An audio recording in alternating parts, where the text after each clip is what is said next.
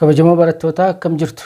Kun YouTube Gumii Raayyaati. YouTube Gumii Raayyaa irraa odeeffannoo barbaachisoo fi gorsa gaggaarii argataa akka jirtan beekamaadha.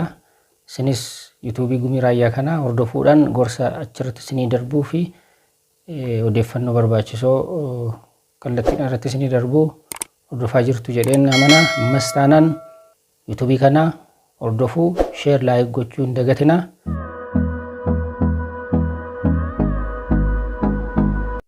Kallattiidhumaan kan guyyaa irratti tun seenin dura viidiyoo darbe irratti wantoota waliin kaasne isin yaadachiisen kan guyyaa irratti ceenaa yeroo darbee mala qo'annoo fayyadamuu kan jedhu waliin ilaalle turre barataan qonnaa yeroo qo'atutti steady hard jedhama yeroo baay'ee steady hard irratti dabalatee garuu steady smart kan jedhus fayyadamuun barbaachisaadha. Cimanii hojjechuuf mala fayyadamanii hojjechuu kan jedhu walitti dabalanii ittiin qo'annoo ofii yoo qo'atan bu'a qabeessa firii gaarii galmeessuu danda'u kan jedhu waliin bal'inaan yaadota baay'ee kaasee tuqaa 5 akka malaatti isinii kaaseera. Tuqaa 5 sanas ibsa babal'aatti ilaanneerra isaan kanas seeraan yoo hordoftan itti fayyadamtan qonnaa keessan keessatti bu'a qabeessa ta'uu dandeessu jennee waliin ilaalle turre. Kallattiimaan isa guyyaa irratti yeroo ceenu immoo mata dureen guyyaa irraan isinii qabadhee dhiyaadhee lammii hanna balaaleffatu yookaan hanna jibbu ta'uu kan jedhudha. Lammii hanna balaaleffatu yookaan hanna jibbu ta'uu kan jedhu mata duree kana waliin ilaalla. Egaan akkuma beekamu biyyi tokko kan isheen guddachuu dandeessu lammiin biyya sanaa jabaatee hojjete qofa otoo hin ta'in jabaatee hojjechuurra darbee hannas kan balaaleffatu lammii akkasii yoo qabaattedha. Jabaateen hojjechuu qofti gahaa miti biyya tokko guddisuudhaaf. Garuu lammiin biyya sanaa akkuma jabaatee hojjetu hannas kan balaaleffatu kan jibbu yoo ta'e biyyi sun guddachuudhaaf abdii qabdi jechuudha. Hanna jechuun egaa yeroo baay'ee qabeenyaa qarshii faa qofaa jennee yaaduu dandeenya. Kontekstii keenya keessatti har'a kan wajjin ilaallu keessatti hanna jechuun qabeenyaa fi qarshii duwwaa otoo hin taane addunyaa barnootaa keessatti barattoonni dadhaboon wanti isaan raawwatan qormaataatu assignment yookaan hojii garee walirraa galagalchuu qorannoo nama biraa galagalchanii kan ofii taasisanii fakkeessanii maqaa irratti barreeffatanii galchuu fi isaan kana fakkaatan hanna barnoota keessatti geggeeffamu waan ta'eef isaan kana irratti xiyyeeffannee ilaalla. Isaan kuni amma barattoota baay'eedhaan akka mirgaatti iyyuu ilaalamuu jalqabaniiru. Qormaataatuun daree keessatti assignment yookaan hojii garee kan biraarraa galagalchanii isa hojjeterraa galagalchanii maqaa ofiitti barreessanii galchuun yookaan immoo qorannoo ittiin eebbifaman kan nama galagalchanii fidanii maqaatti barreessanii galchuun isaan kun yeroo ammaa akka waan mirgaatti iyyuu ilaalutti ka'aniiru barattoonni baay'een. Barattoonni baay'een yeroo ammaa qormaata hojjechuuf otoo hin ta'in qormaata hatuudhaaf itti qophaa'anii gara daree qormaataa dhufu baay'een isaanii kun baratameera amma. Kanarraa kan ka'es daree qormaataa keessatti wanti rakkinni guddaan barsiisota warra qormaataa qoru yookaan barattoota qoru isaan quunnamu maali yoo jenne barattoota akkasii eeguu hojii makoodha jedhanii qormaata hojjechuuf itti qophaa'anii dhufuutu hin ta'in dubbisanii itti qophaa'anii dhufuutu hin ta'in hojii koodha jedhanii barataa kan biraarraa haatuudhaaf waan dhufaniif isaan akkasii eeguun waraqaa isaan irratti deebii waa qabatanii dhufan yookaan waa barreeffatanii dhufan isaan harkaa funaanuun hiixatanii isa isaan asiifachi jeequudhaan garasiif garana bitaan mirgaa ilaaluudhaan deebii barbaadan isaaniin to'achuun hojii guddaa barsiisaa qormaata qoru eeggatudha yeroo amma kan daree qormaataa keessatti. Qormaata hatuudhaan kan beekaman yookaanis hatuu kana maleeffatan barattoonni yoo dubbisanis akka isaaniin galletti waan yaadaniif dursanii dhuma sammuu isaanii waan amansiisaniif naan galu yoon dubbisees maal fayyada hojjechuu hin danda'u jedhanii waan of amansiisaniif maal jedhu dubbisuurra qophaa'anii dhufuurra hatuudhumaaf qophaa'anii dhufu. Kanaaf mala garaa garaatti fayyadamuudhaan hanna kana daree keessatti geggeessuu dhamaatii guddaa godhu jechaadha. Namarraa kan isaan fudhatan deebiin sirriisa ta'uu sirriis ta'uu dhiisuu garuu hannumaaf qophaa'anii waan dhufaniif kan ofii hojjetan irraa kan namarraa fudhatan fooyya'aadha jedhanii waan yaadaniif yeroo hundumaa ofitti amanuurra yookaan ofirratti amantaa qabaachuurra nama isa kan biraa irratti amanuudhaan deebii barataa cina isaanii jiru bitaanis haa ta'u mirgaanis irraa fagaates haala garaa garaa mijeeffachuudhaan hojii kodha jedhanii namarraa hojjechuudhaaf qophaa'anii waan dhufaniif deebiin isaan fudhatan kan namaa sun sirriisa ta'u sirriis ta'uu dhiisuu deebii namarraa fudhachuudhaaf kan namaa galagalchachuudhaaf qophaa'anii waan dhufaniif kan mataa ofii isaanii hojjechuu hin danda'an. Kanaaf haala kana keessatti qophaa'anii yeroo dhufanitti yoo isaanii mijatee ta'ee fi haalli mijatee fi namarratti rarra'uudhaanii seemistera tokko gara seemistera tokkotti deebii namarraa fudhatan deebii namarraa hatan sanaanii yeroodha gara yerootti seemistera gara seemisteraatti darbu namatti rarra'uudhaan jechaadha. Of danda'uutu hin ta'in kan ofii hojjechuutu hin ta'in yeroo hundumaa yeroo qormaataatti yeroo qormaataa alatti qo'achuun hin jiru dubbisuun hin jiru haala kana waan baraniif yoo dubbisees naa gala jedhanii waan isaanii yaanneef dursaniidhuma kan namarraatu haala mijeeffatanii namarraatanis qopheeffatanii yaada isaanii keessa kaa'atanii waan jiraniif dhimma qo'annaa hin qaban yeroo biraa dhimma kan biraa irratti yeroo isaanii balleessu waan hin barbaachisan irratti gaafa qormaataa garuu namarraa hojjedhu jedhanii yaada keessa kaa'atanii dhufanii nama sanarraa hatanii qormaata fudhatanii haaluma garaa garaatiin irraa fudhatanii seemistera tokko gara seemistera tokkotti waggaa gara waggaatti haaluma hin taaneen rarra'anii namatti rarra'anii kan namatti hirkatanii kan darbanii baay'inaan jiru. Egaa yoo mijatee fi yoo ta'eef haalli kun akkasiin fuulduratti siquudhaaf yaalii godhu namaan baatamanii namatti hirkatanii.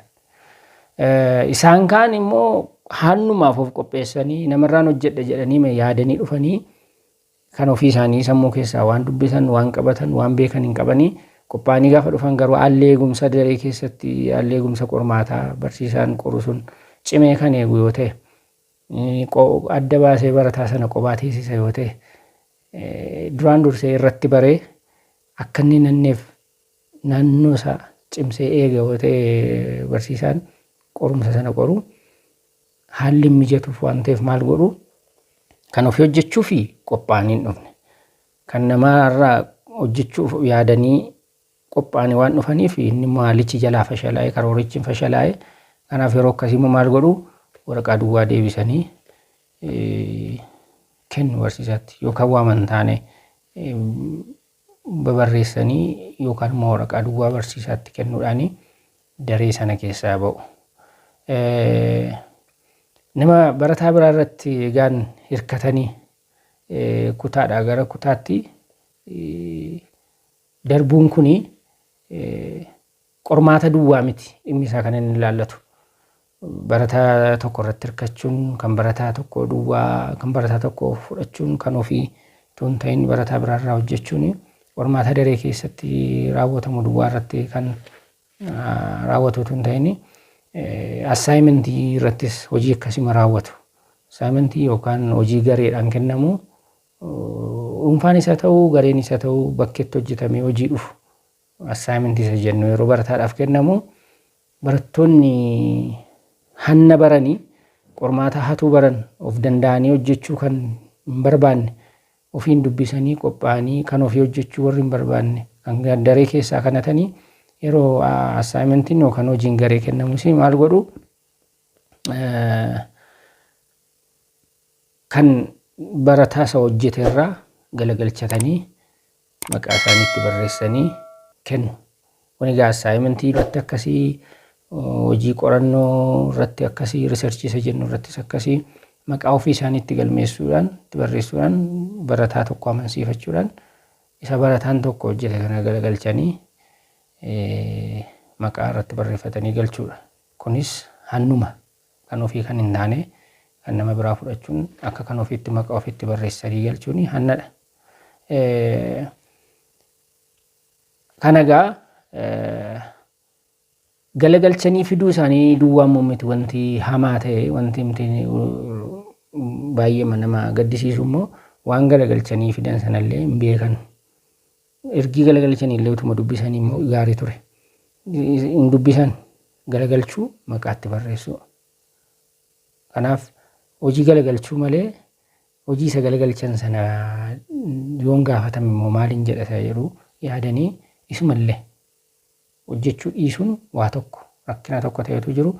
Suma kan namaa galagalchan sana immoo dubbisuu dhiisuun immoo mas rakkina isaa kan biraadha jechuudha.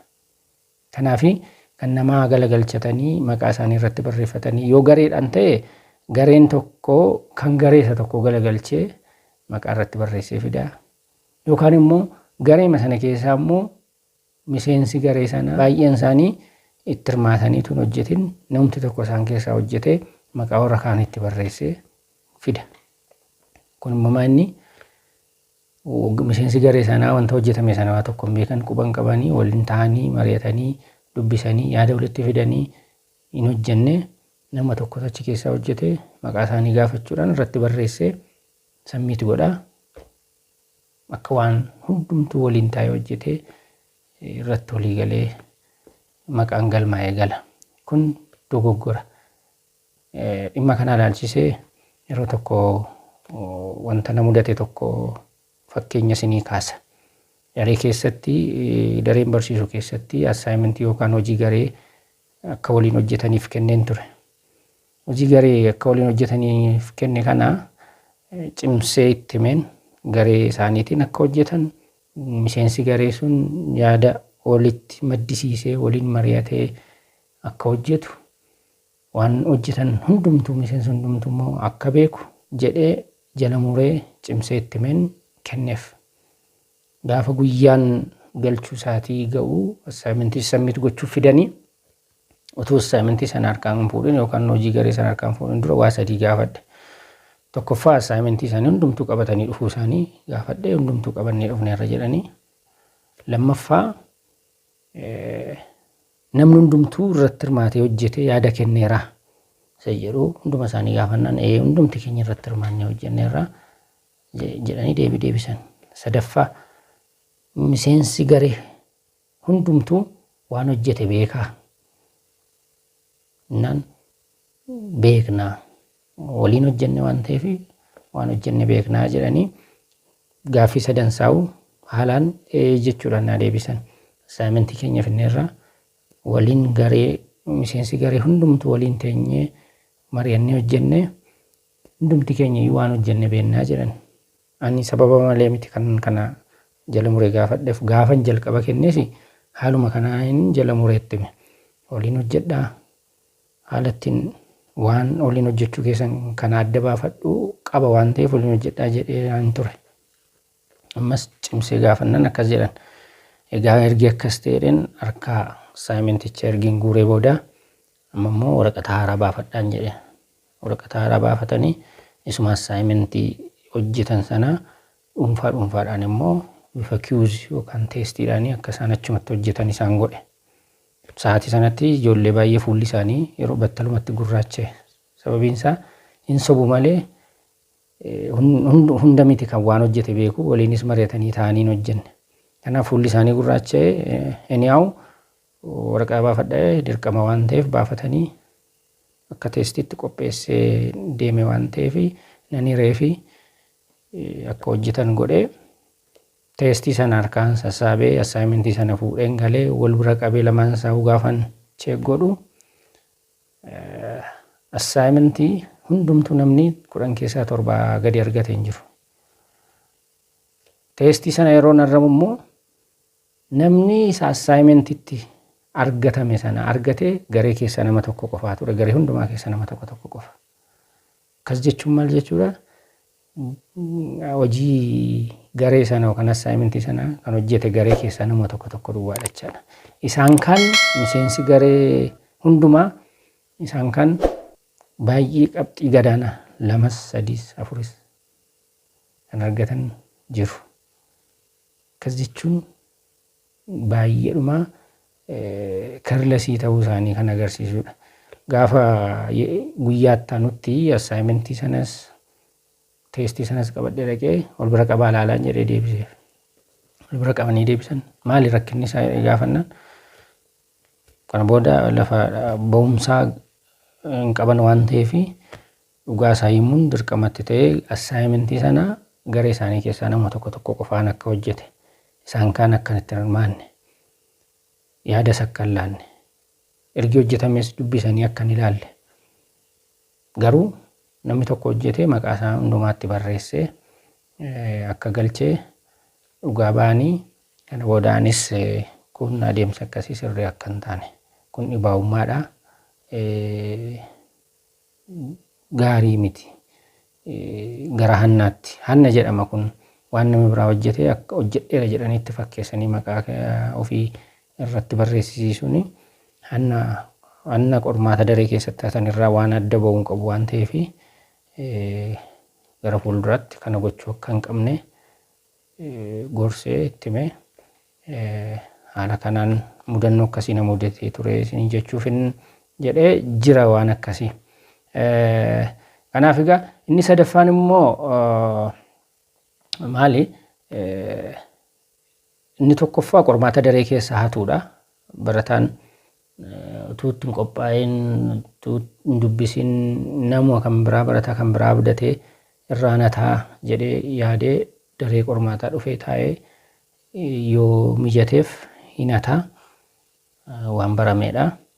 Inni lammaffaan assaayimentii yookaan hojii gareen hojjetamu kan namaa galagalchuudha akkuma amma waliin ilaalle. Inni sadaffaan hanni barnoota keessatti addunyaa barnootaa keessatti gaggeeffamu inni sadaffaanii qorannoo nama biraa. Egaan qorannoon yeroo eebbaa digirii tokkoffaas digirii lammaffaas haa ta'u digirii sadaffaas haa ta'u qorannoo gaggeessuudhaan ittiin eebbifamna. Kanaaf qorannoon nuti gaggeessinu kun egaa eebba keenyaaf isa murteessaa ta'e waan ta'eef isa malee eebbifamuu waan hin danda'amneef barattoonni baay'een isa kana itti yaadanii namas gaafatanii dubbisanii hubatanii kan mataa isaanii kan hojjetan akkuma jiran isaan kaan immoo maal godhu qorannoo namaa hatuudhaan ammas akkuma assaayimentii sana kan ofii fakkeessuudhaanii galagalchanii maqaa isaaniitti barreessanii sammiitu godhu. Kan namaa jechuudha namni biraa kan hojjete dhama'ee kan hojjete yeroo dheeraadhaaf hojjetama waan akka assaayimentii faallee miti kun yeroo dheeraa fudhatamee kan hojjetamu mata dureen filatamee mala garaagaraa fayyadamuudhaan daataan funaanamee umarratti argannoon argatame kana jedhamee wanta barreeffamu yeroo dheeraa kan fudhatu waan ta'eef kan akka kan ofiitti adeemsa kana hundumaa keessan darbe jedhanii fakkeessanii maqaa ofiitti barreessanii galchuun amma baay'ee baratamee jira. Baratamee kun maal jedhama? Plagiarism jedhama. Scholars theft yookaan hanna beektota yookaan beekumsa kan ofii kan hin taane yaada hatuun yookaan beekumsa namaa hatuun plagiarism jedhama addunyaa barnootaa keessatti. Kanaaf keessumaa dhaabbata barnoota olaanaa keessatti kolleejjii yuunivarsiitii keessatti kun waan baay'ee baratamaadha. Isaan amma akka assaayimentii qormaata daree keessaa teestii faayinaalii irratti barataan daree keessatti qormaata hatu isaan kuni mana barumsa sadarkaa tokkoffaa sadarkaa lammaffaa kolleejjii yuunivarsiitii kooman hundumaattu inni qorannoo namaa akka kan ofiitti hatanii dhiyeessuun ankoora jedhanii maqaa barreessanii galchuun akka kan ofiitti immoo fuudhanii dhaabatanii pireezentii gochuun difendi gochuun inni kun immoo dhaabbata barnoota olaanaa keessatti waan kooman ta'edha. Kan namaa hojjechuun. Wanti kun immoo haala sadiin raawwata. Qorannoo namaa hatanii kan ofii fakkeessanii galchuun maqaa ofirratti barreessanii galchuun haala sadiin raawwata. Inni tokkoffaan barattoonni dadhaboon barattoonni ofitti hin amanne konfidensii hin qabaanne kanaan dura waa'ee konfidensii ofitti amanamummaa kaasnee turre barattoota waan akkasii hin qabne kaayyoo isaanii hin beekne ani nan danda'a jedhanii yookaan ofii isaanii irra dhaabatanii hojjechuun barbaanne namarratti kan hirkatan isaan kuni kan raawwatanidha hojiin akkasii kun. Kanaaf waan kana karaa sadii raawwatu. Tooftaa sadii jira. Inni tokkoffaan qarshii kaffalanii namoonni akka barreessaniif gochuu. Namoonni qorannoo barreessuu danda'an yookaanis iddoo garaagaraatii walitti fidanii kutanii hodhanii kennuufii danda'an yookaan immoo gaduma ta'anii barreessaniif iyyuu qarshiin isaa qarshii fooyya'aa yoo ta'e hojii gadi bu'aa akkasii kan hojjetanis jiru beektota jedhamanii. Utuma haasofnu namoonni akkas godhan warri hatu suni qofatu hin ta'in warri taa'ee barreessee fi namaaf barreessee kutee sodheessa ta'uu waan biraarraa fuudhee of keessaa sammuu keessaa fuudhee barreessee fi isa ta'u garuu namoonni kana hojjetan mataan isaanii jara warra hojjechifatu sanarra fooyyee hin qaban. Isaanis namoota sadarkaa gadi bu'oo ta'an beekumsa waa qabaatan malee baay'ee gadi bu'oo warra ta'an maal gochuu akka qaban warra hin beekne kamtu sirriidha maaltu sirrii miti si jedhu warra hin beekne hanna warra jajjabeessan hojii gadhee ta'e warra jajjabeessan qarshii argatan sana duwwaa irratti warra xiyyeeffatanii garuu hojii hannaa jajjabeessanidha waan ta'eef isaan akkasiillee qooda qabu jechaadha. Hojii adeemsa hannaa kana keessatti qooda qabu. Isaan kunillee utuu balaa irraa of eeggatanii lammii hanna balaaleffatu yeroo inni isaatu duwwaatu hin ta'in inni achisiisus gahee qaba wanta ta'eef jechaadha. Kanaaf beekaan hojjechisiisu namaaf waa hojjetanii nama gargaaruun nama qo'achiisuun nama barsiisuun beekaan hojjechiisa gaariidha kun. Garuu hojjennee namaa kennuun kun beekaan hojjechisiisu wallaalaan hojjechisiisa malee hojii wallaalaati kun. Kanaaf qarshii kaffalanii namni biraa akka isaanii hojjetu godhuu inni kun mala tokko akka isaanii hojjetu godhu mala isa tokkoffaadha kun. Inni lammaffaa immoo yuunivarsiitii biraarraa bara darbee yookaan waggaa 2 waggaa 3 dura qorannoo hojjetame muummee isaanii keessatti yookaan dipaartimentii isaan baratanii wajjin kan wal fakkaatu bakka biraa yuunivarsiitii biraarraa yuunivarsiitii fagoo ta'erraa iddoo isaanitti baratan irraa fagoo kan ta'e yuunivarsiitii irraa hiriyaachii qaban irraa ergisiifachuudhaan fichisiifachuudhaan kallattiidhumaan maqaa isaanii fi maqaa yuunivarsiitii sana qofarraa balleessuudhaan akka kan isaanii ta'etti kan galchan. Inni kun immoo tooftaa lammataa warri qorannoo namaa hatan itti fayyadamanii jechaadha. Dhimma kana ilaalchisee mudannoon al tokko mudate isa kanas akka fakkeenyaatti isinii kaasuun barbaada. Gara dareetti na deemaa ture yeroo tokko daree barattoota barsiisuudhaaf akka carraa yeroon suni yeroo barattoonni itti eebbifamuuf qophaa'aa jiran waraqaa qorannoo isaanii yeroo isaan itti galchan fi difeensiidhaaf yookaan waraqaa isaanii difeendi gochuudhaaf yeroo isaan itti qophaa'an ture. Utuun karaarra deemu barattoonni 2 waliin haasa'u turanii maal isheen tokko barattoota shamarran 2 waliin haasa'u turan isheen tokko maal jetti nan badee jetti maal jennaan waraqaa qorannoo ani yuunivarsiitii xaarraa ergisiifadhee fudhadhee maqaa yuunivarsiitichaatuun irraan balleessiniin galchee jetti itti dubbatti. Innaa isheen maal akkamsii wayyaree jettiin suuta jedhee itti siqanii dubbisee dipaartimentiin isaanii maal akka ta'e gaafadhee natti mun barbaanne waa'ee qorannoo isa kamii haasoftu innaanis natti mun barbaanne haalicha akka irratti barame waan baraniif wajjin haasa'uun barbaanne anis keessa gadi galee humnaan gaafachuu barbaanne garuu jabaadhaa waan kan keessan ta'e malee kan namaa hin hojjetinaa kan namaan fudhatinaa haalli wanti nama dhaga'e yoo dhugaa ta'e waan gaarii miti wanti isin hojjettanii kanaaf gara fuulduraatti akkan goonee jedheen bira darbee kun kan nu agarsiisu commonly waan shakkinu duwwaatu hin ta'in qabatamamatti wanta jirudha. Yuunivarsiitii biraarraa hiriyoonni isaanii erganii fi kan namaatti fayyadamanii akka kan isaaniitti sammiitti godhanii kan ittiin eebbifaman yoo hin qabamne ittumaan eebbifamu.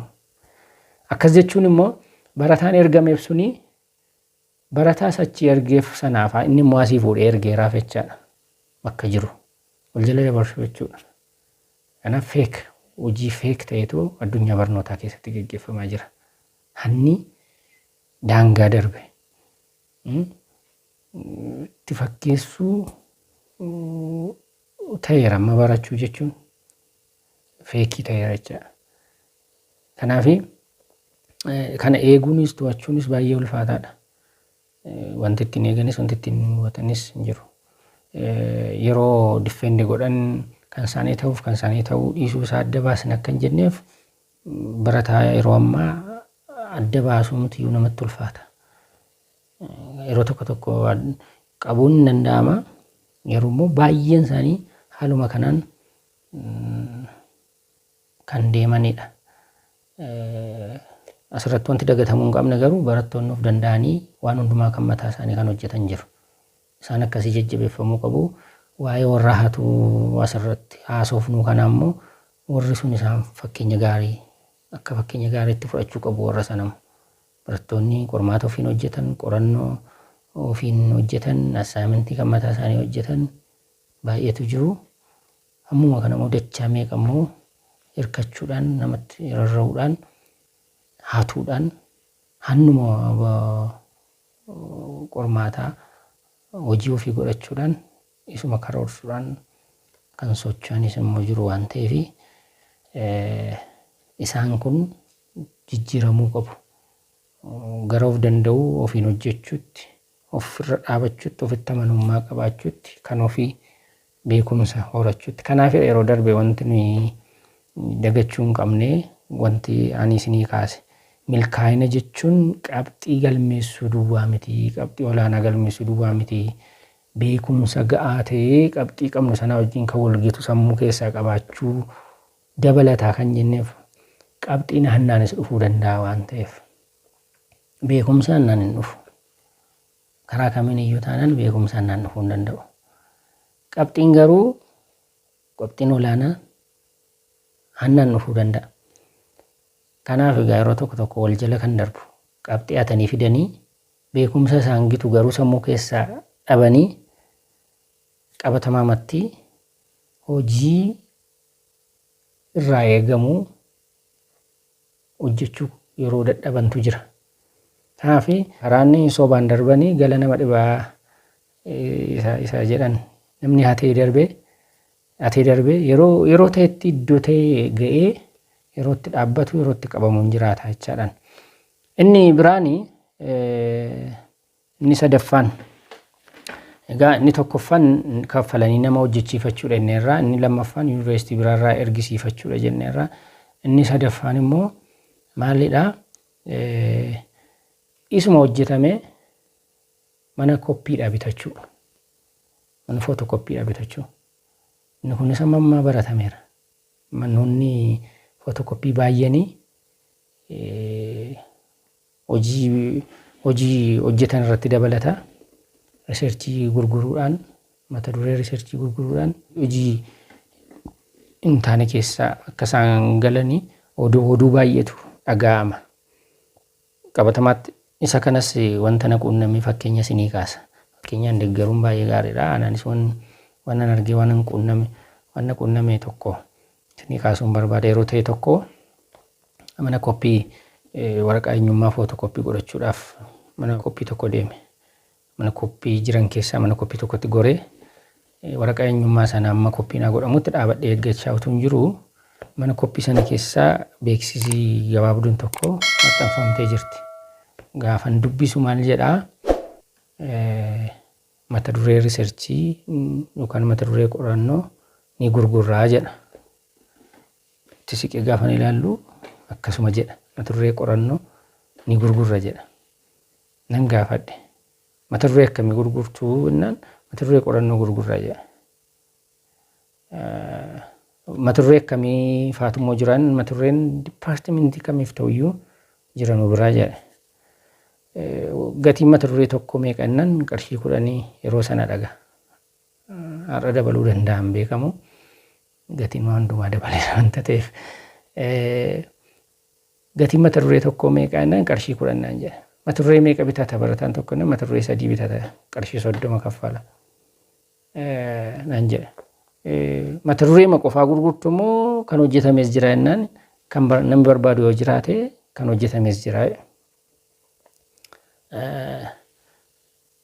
Inni immoo gatiin isaa meeqa jennaan inni gaa akka baay'ina peejii isaatii fi akka gosa qorannoo sanaatti gatiin isaa kan murtaa'u naan jedha. Barataan bitaaree jennaan mata duree qorannoo bitu barattoonni baay'eetu bitu. Isa qorannaa kana garuu darbanii bitu naan jedhe.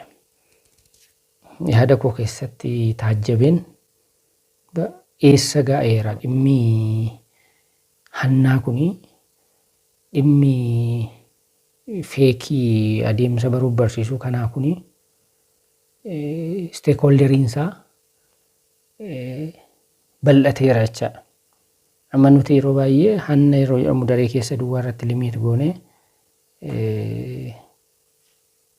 qooddattoonni hojii sanaa namootuma muraasa naannoo sana jiran qofaatti duwwaa irratti murteessuu dandeenya.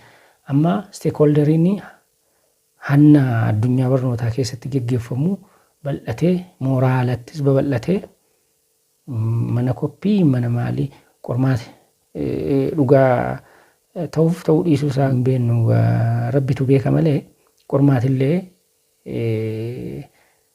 kan itti gurguramu mannoonni jiru jedhama. Oduudhaan yeroo odeeffamu qormaatumallee kan gurguran manni koppii qormaata gurguran illee jiru jedhama. Hin dhiisu jedhamee yaadamu. Akkas jechuun maal jechuudha? Qormaata gurguru taanaan dursanii qormaata ba'ee haala ittiin argatan haala ittiin baasanii gurguran. Gatiin qormaata akkasii gatii guddaa baasaa jechaadha. Riisarchiin yookaan qorannoon ergi gurgurame assaayimentoonni bifa gurgursaatiin ergiin dhiyaatu ta'e why not qormaatumayyuu karaa ittiin baasan barbaadanii gurgurachuu danda'u jechaadha. Baay'ee yeroo nama gaddisiisu keessa jirra. Baay'ee yeroo ulfaataa keessa jirra. Kan nama gaddisiisu immoo inni hirmaattonni hojii hin taane kanarratti cheeyiniin uumamee jiru mooraa keessaa yookaan immoo mana barnootaarraa hanga bakkeetti babal'atee waan jiruu fi to'achuun isaallee ulfaataa hanga ta'utti deemeera jechaadha. To'achuun isaa waraqaa qorannoo hojjetame gurguruu jechuun mana koppiitti hami sun dhugaadha yoo ta'e ani hin beeku qormaata gurguruu jechuun ulfaataadha. Kanaaf walumaa galatti qormaata hatuudhaan assaayimentii namarraa galchuudhaan waraqaa qorannoo kan namaa galchanii maqaatti barreeffatanii galchuun kun hundumtuu bu'aa kan ofii hin taane kan namaa utuu dadhabbii tokko hin baasiin argachuuf kan godhamu hojii leeyyaasisaadha. Qormaatas haa ta'u, qormaata daree keessas haa ta'u, assaayimentis haa ta'u, waraqaa qorannoos haa ta'u, kun hundumtuu kan hatamuuf maaliifi dadhabbii tokko malee dhama'insa tokko malee kan namaa kan ta'e akka kan ofiitti fudhatanii ittiin bu'aa argachuudhaaf adeemsa godhamuudha waan baay'ee nama yaasisuudha. Tun dadhabin tun dhamain hatuudhaan argachuu. Barattoonni kana godhanii hanna kana hamma dhumaatti fiixaan bahee fi hojii nama fudhataa kan nama galagalchataa amma dhumaatti yoo deemanii fiixaan bahee fi sammuu namaa irratti hundaa'anii beekumsa namaa irratti hundaa'anii yooma darban illee yooma eebbifaman illee sadarkaa tokkoffaa irraa gara sadarkaa lammaffaa irraa gara yuunivarsiitii irraa gara eebbifamuutti yooma adeeman illee mijatee fi amma kana adeemsa dheeraa kana hannaan namatti hirkachuudhaan namaan baatamuudhaan yooma adeeman illee hojii argachuu irratti dorgomaa ta'uu waan hin dandeenyeef ammallee rakkinni isaa mudataa jechuudha. Sababiin isaa hojiin sammuu barbaada, beekumsa barbaada, of danda'uu barbaada, dorgommii qaba. Kanaaf namarratti hirkatanii namatti rarra'anii sammuu namaatiin beekumsa namaatiin hanga eebbifamuutti gahuu danda'u waan mul'ataa jirudha bara kana keessa.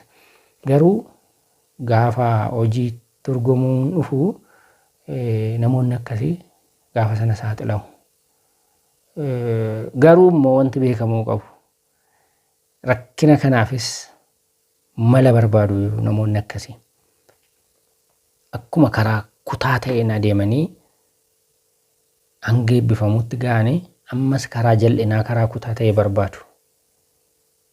Shortcut karaa shortcut ta'e yookaan karaa kutaa jal'inaan dhufanii namatti hirkachuudhaan namatti maxxanuudhaan sammuu namaatiin baatamanii dhufanii ammallee of danda'anii hojii dorgomanii hojii galuu waan hin dandeenyeef hojii galuu irratti karaa qaxxaamura ta'e barbaadu. Shortcut maal godhu gubboo kennuudhaan yookaan qarshii namaa kennuudhaan hojii sana galuu. Kunis bu'aan barameedha. Namoonni kompitanti ta'an yerootti kufanii namoonni kompitanti hin taane yeroo isaan itti darban hammi akkasii yeroo dhaga'amu yeroo baay'ee dhaga'aman.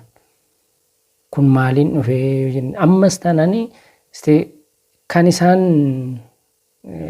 wajjin hojjetu kan isaan gargaaru namoota akkasii kan deeggaru qaama qabu jechaadha bakka biraatis. Namni isaan harkaa qarshii fudhatee kompitantii isa ta'ee dhiisee nama kompitantii hin taane qarshiidhaan gashuu ammallee taananii gargaartota qabu jechuudha. Adeemsa akkasii deemee biyya kuffisaa biyya jigsa. Adeemsa barachuu keessatti akkas, adeemsa hojii keessatti akkas. Iddoo hundumaatti quba wal qabaachuu, walii galanii biyya jissuu biyya diiguu jechuudha. Sababiin isaa namni beekaan gatamaa, namni beekaan duubatti hafaa inni haatu fuulduratti adeema yoo deeme adeemsi kun adeemsa biyya guddisu miti. Kanaaf karaa qaxxaamuraa qarshii kennuudhaanii gara hojiitti seenuu dhufu. Kun waan shakkii qabu miti waanuma qabatamaa oduudhaan ruumeriidhaan dhaga'amudha wanta ta'eef inuma raawwata wanta akkasii. Egaa qormaata haatee ergi eebbifame booda qarshii kennee kan qacaramu yoo ta'e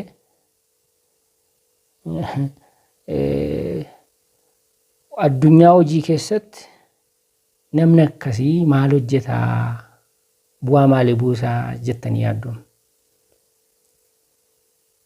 Hatee eebbifame. Adeemsa isa hundumaa deeme keessatti hatee eebbifame. Amma immoo qarshii kennee qacarame. Nama kanarraa maaltu eegamama? Bu'aa maalii buusa? Namni kun ammas taanaan deemee qarshii uummataa nyaachuu, uummata irratti ba'aa ta'uu irra kan darbee bu'aa buusuu hin qabu ammas taanaan uummataan. Kaleessas hataa ture. Har'as hannaan galee hojii. Har'as qarshii uummataa nyaachuu hatuu yeroo uummata hatuu irraa waan duuba deebi'uu hin qabu jechuudha. Kanarra kan darbee bu'aa buusuu hin qabu. kana kan biyya irratti ba'aa ta'u biyya kuffisu rakkisaadha. Kanaaf adeemsa dhufe hundumaa keessatti karaa qaxxaamuraatiin namni dhufe deemee karaa qaxxaamuraatiin hojii yoo qacaramee bu'aa buusa jedhanii irraa eeguun ulfaataadha. Kanaaf qormaata kutaa keessaaf assaayimentii hatuudhaan hojii qorannoo kan namaa galagalchuudhaan kan hundumaa gochuudhaan gara hojiitti namni seenee ammas taanaan qaxxaamuraan duroomuu badhaadhuu akka inni kaayyeffatu namni akkasii. Kanaaf qarshii uummataa hatuurraa saamuurraa waan duuba deebi'uuf hin qabu. Kan irraa eegamu kanarraa olis ta'uu hin danda'u. Kanaaf dhagaa dubbiin hannaa mana barumsaatti jalqabdi. Mana keessatti jalqabdi. Mana barumsaatti immoo addunyaa barnootaa keessatti babal'atti gara biyyaatti dhufti jechaadha. Gara biyyaatti. Daree keessatti akka barataatti hanni nuti jalqabnu hojjetaa taanee waajjira keenya keessatti nu wajjin waan deemuuf guddina biyyaatiif dhiibbaan taanee fida guddina biyyaa irratti ba'aa ta'a. Daree keessatti jalqabne itti fufnee guddisnee gara waajjiraatti gara bakka hojii keenyatti finnee deemee maal taanaa biyyatti ba'aa taanaa guddina biyyaa irratti dhiibbaan taanee finnaa jechaadha. Kanaaf dhagaa har'aa addunyaa barnootaa keessatti barataan sadarkaa tokkoffaarra godhatu jiru, sadarkaa lammaffaa iskuulii irratu jiru, yuunivarsiitii keessatu jiru, kolleejjii keessatu jiru hanna balaaleffachuu qaba. Ofiin of danda'ee hojjechuu kan mataa isaatii beekumsa ofii isaatii horachuu beekumsa sana irratti hundaa'e immoo qormaata ofii isaatiin hojjechuu xinnaa ta'u guddatu kan mataa isaa hojjechuu danda'uu qaba. Hanna yoo balaaleffate hanna yoo ciigga'e yoo jibbee biyyaafis gaarii uummataafis gaarii matama isaatiifis gaarii ta'a jechaadha. Sababiin isaa namni hannaan adeemu yeroo hundumaa waa'een beekumsaa keessa isaan jiru duwwaadha sammuunsa. Sababiin isaa nama irratti hirkata'u maaltu isa dhibe? Dubbisuun barbaadu dubbisachuu yeroo gubuutti fakkaata dhimma biraa irratti yeroo isaa fixa. Kanaaf duwwaadha sammuunsaa namni akkasii deemee rakkoonsaa rakkoo biyyaa ta'a. Rakkoo hawaasaa ta'a rakkoonsaa. Har'a akka biyyaatti rakkinni nuti qabnu rakkinni nuti fees godhaa jirru kanadha. Baay'ee waan bal'ateef baay'ee waan qabaa ol ta'ee fi to'annaa ol ta'ee fi mootummaas haa ta'u to'achuu hanga hin danda'amne irra kan ga'ee fi waan gadhiifameef jalqaba. Kanaaf wanti godhamuu qabu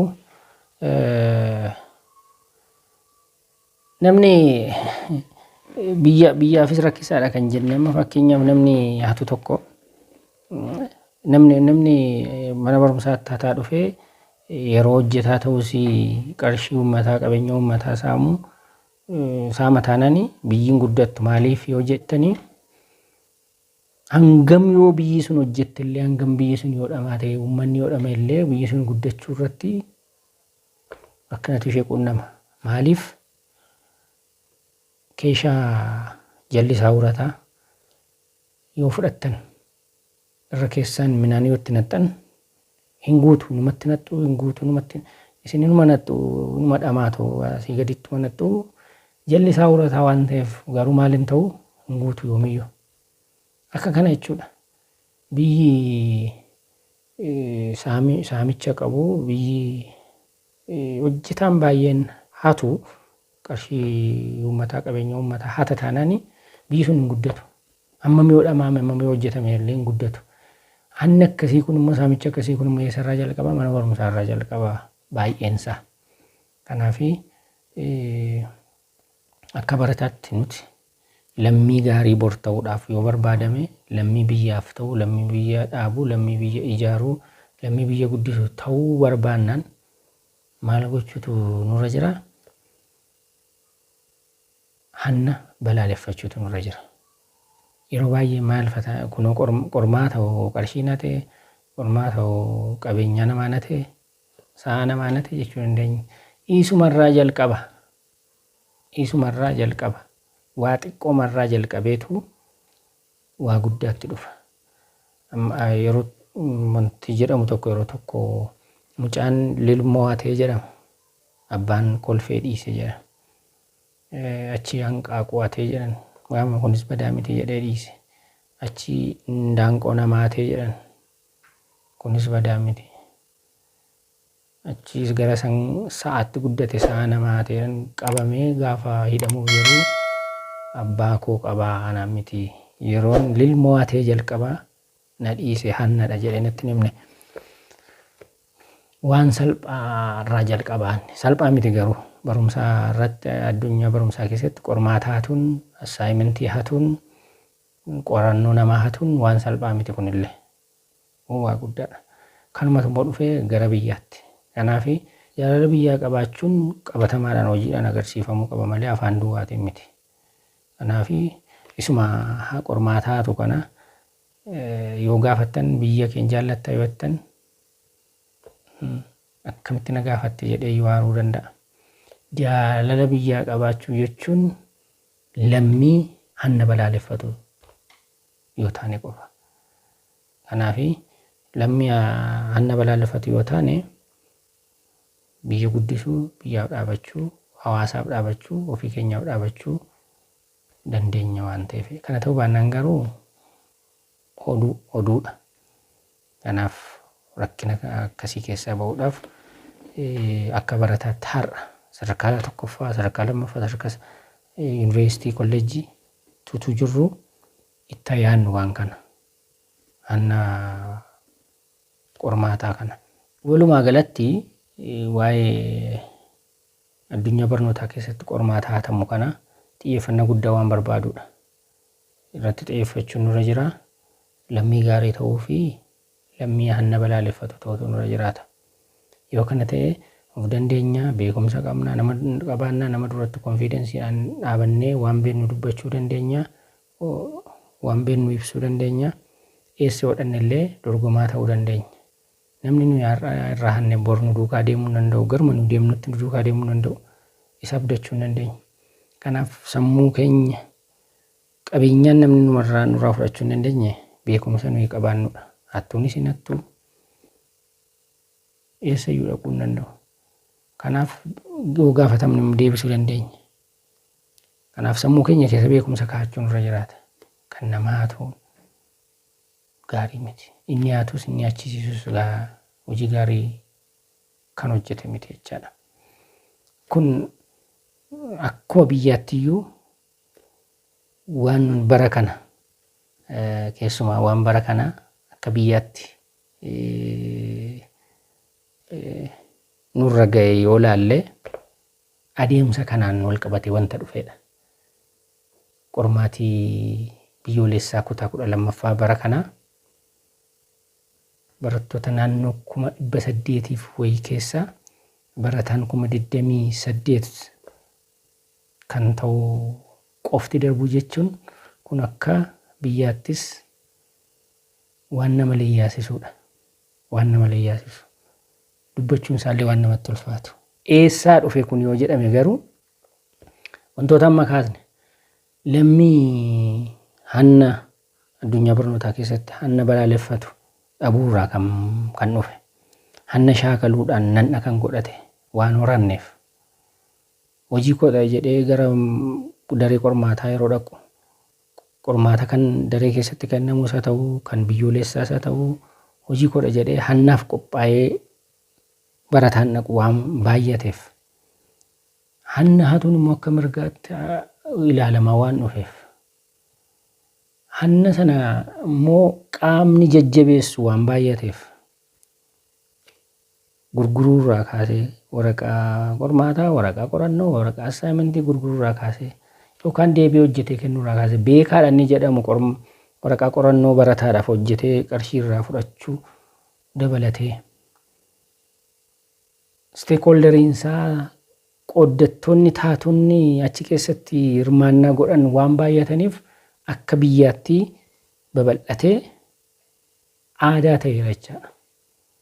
Kanaaf barana qormaata biyyoolessaa kutaa 12ffaatti barattoonni kufan hundumtuu qofaa isaanii kufan utuu hin ta'in qooddattoonni hundumtuu duukaa kufeera. Barsiisaan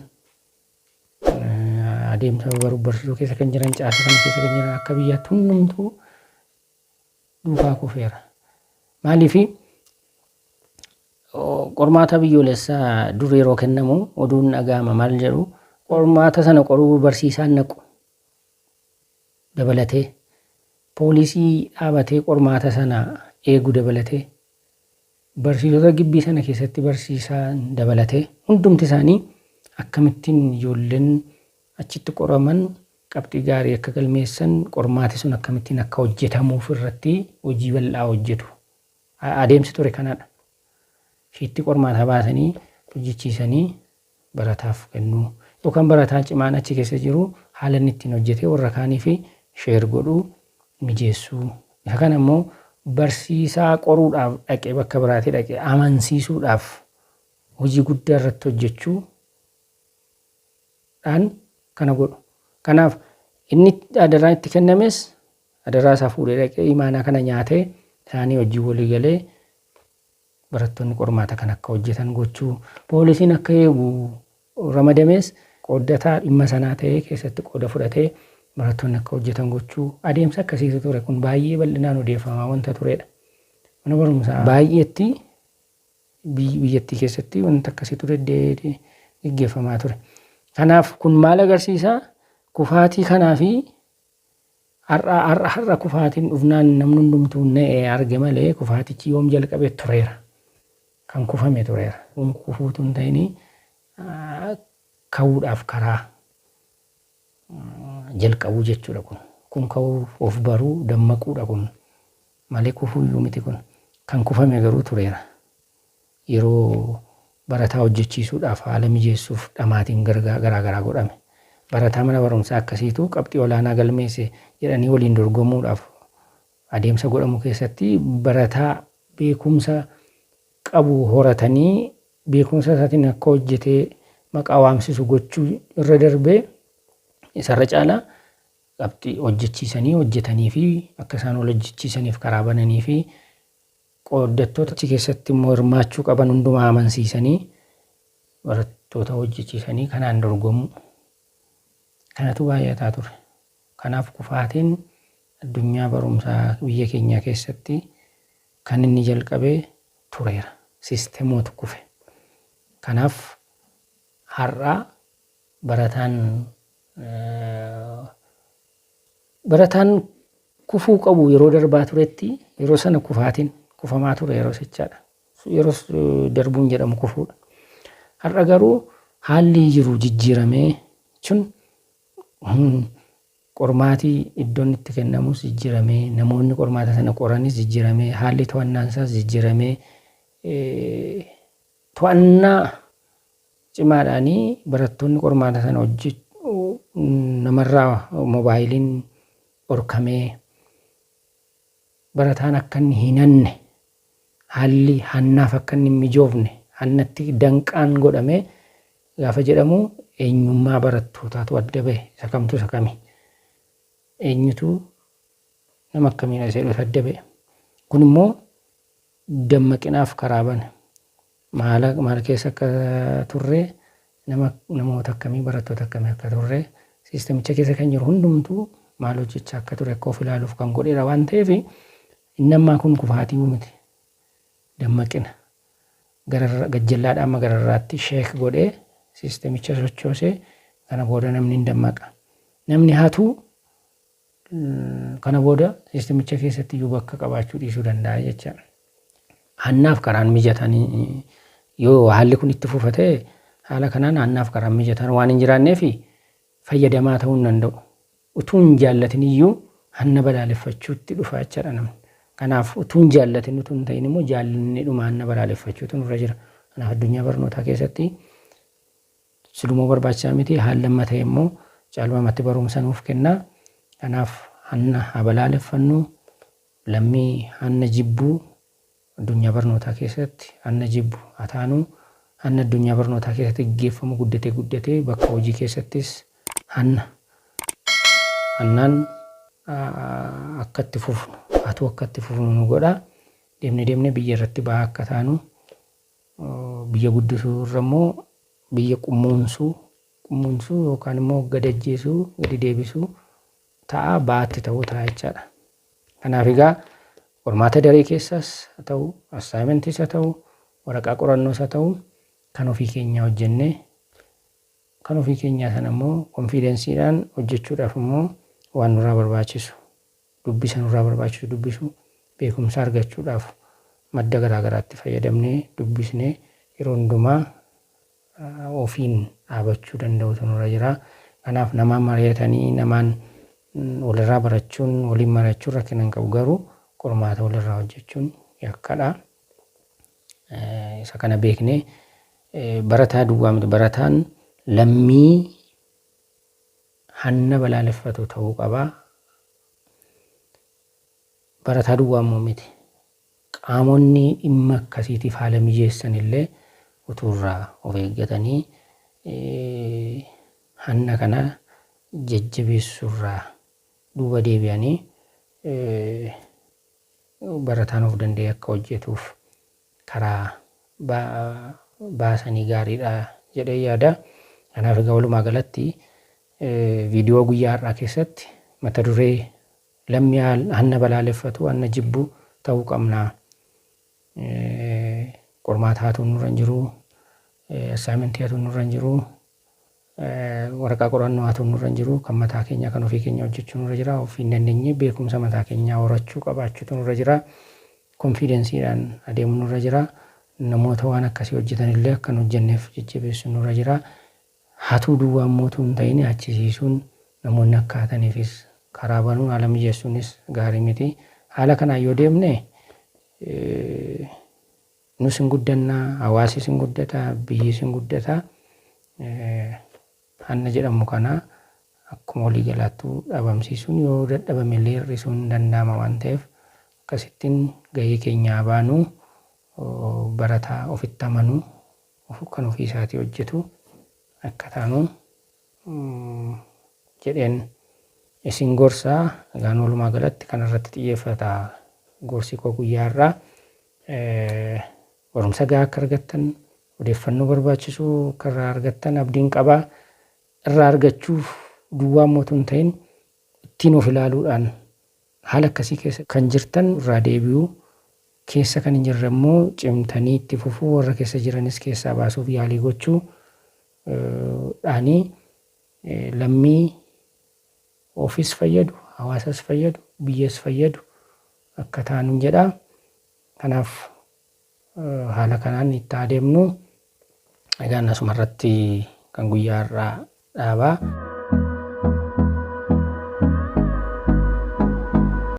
Mata duree ittaanuun, gorsa ittaanuun hanga walitti deebinutti nagaan turaa isiniin jechaa. Kun yuutuubii Gumii Raayyaati. Yuutuubiin Gumii Raayyaa akkuma barame odeeffannoo fi gorsota barbaachisan isinii dhiyeessuu ittuma fufaa. Isinis hordofuu, laayik, sheer gochuu keessan ittuma fufaa isiniin jedha. Kanarraa asumarraan dhaabaa. Waan wajjin turtaniif galatoomaa. Nagaatti.